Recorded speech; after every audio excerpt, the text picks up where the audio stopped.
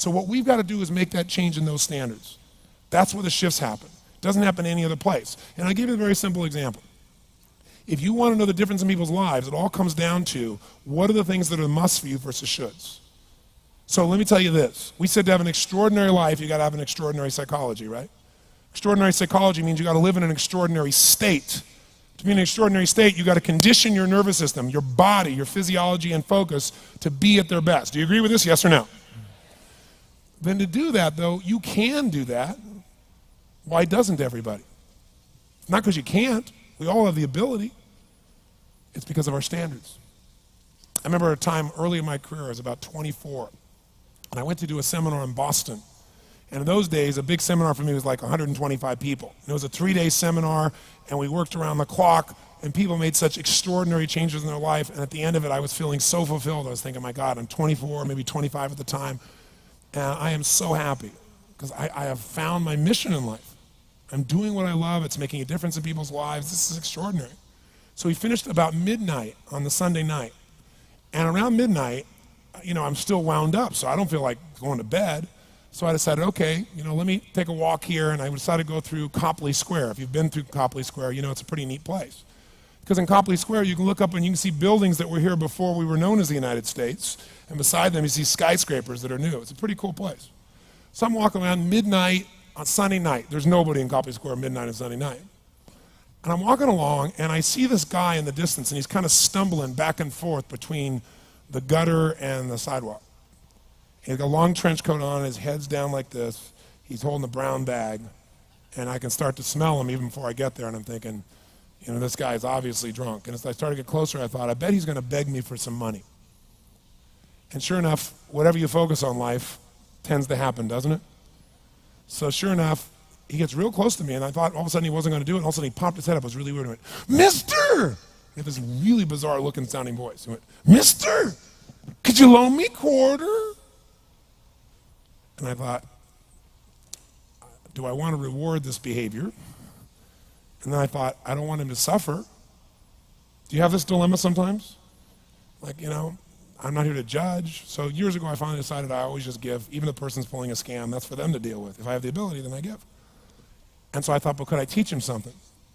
So I asked him a question back. I said, is that all you want is a quarter? So he goes, yeah, just 1 quarter. 1 quarter changed my whole life. 1 quarter. I said, really? He said, yeah, 1 quarter. So I reached in my pocket, and I pulled out my money clip. And in those days, I was very young, just starting to succeed. And my original mentor was a man named Jim Rohn. I don't know, how many have heard of Jim Rohn? Anybody?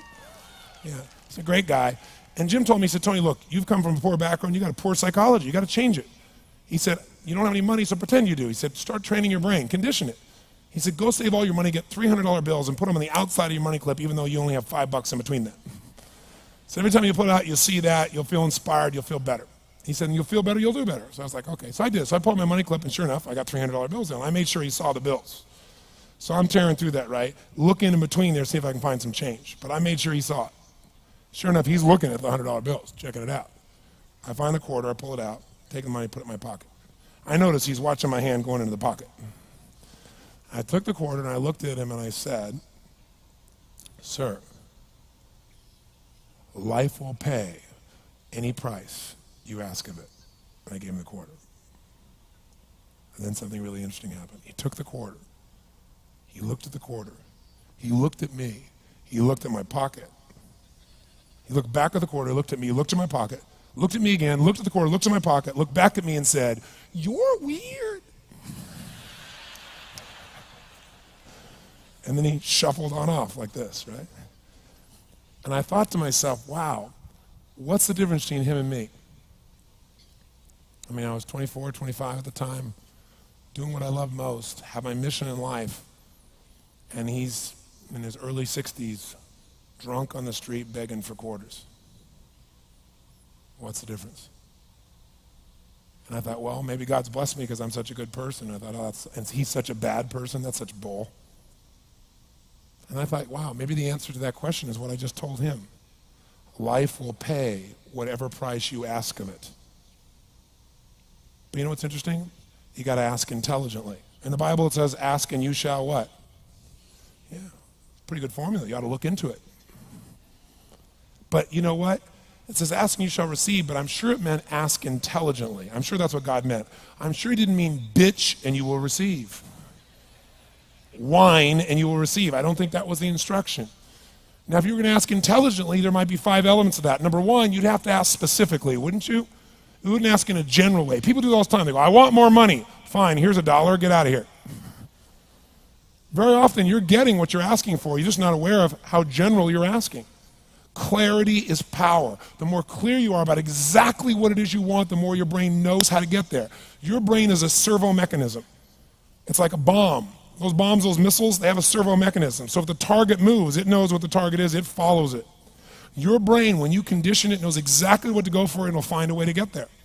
Did you ever buy a certain outfit or a certain car and suddenly see that car outfit everywhere? How many of you have had that experience? Say, aye. How come that car outfit's everywhere? It always was everywhere, but now you notice it.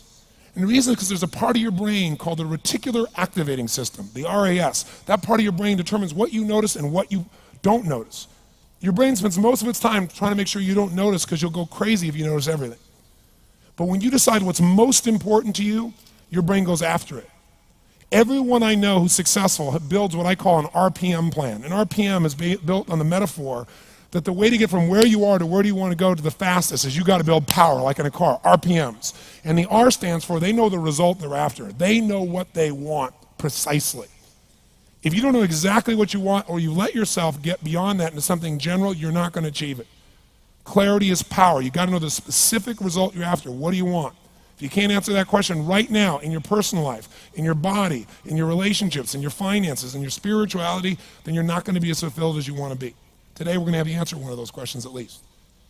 The second part of it, you got to know P, why you're doing it. Because you know what? You may get a big goal. Somebody says, I want to make $1 billion. I want to bring peace to the earth. Why? Because as soon as you come up with a goal, all the obstacles show up. Unless you've got enough emotional drive to break through that, you're never going to discover what it really takes. So you got to get yourself past that. And the way to get past that is have enough reasons. Reasons come first, answers come second. This man did not know what he wanted. He did not have enough reasons. To ask intelligently, you got to ask specifically. To ask intelligently, you got to know why you want it, have enough drive to make it happen, enough juice to make it happen. If you don't have enough reasons, you will not make it happen. And the M is, what is your massive action plan? What is going to get you to actually fall through? Because the first plan's not going to work and the second plan's going to work, so you better have enough plans that if the first two don't work, you still got something else. Otherwise, you're going to be having excuses why it didn't work. So asking intelligently requires that. So if we're going to be extraordinary in our results, we've got to be in an extraordinary state. We've got to know what we want and we've got to go use it.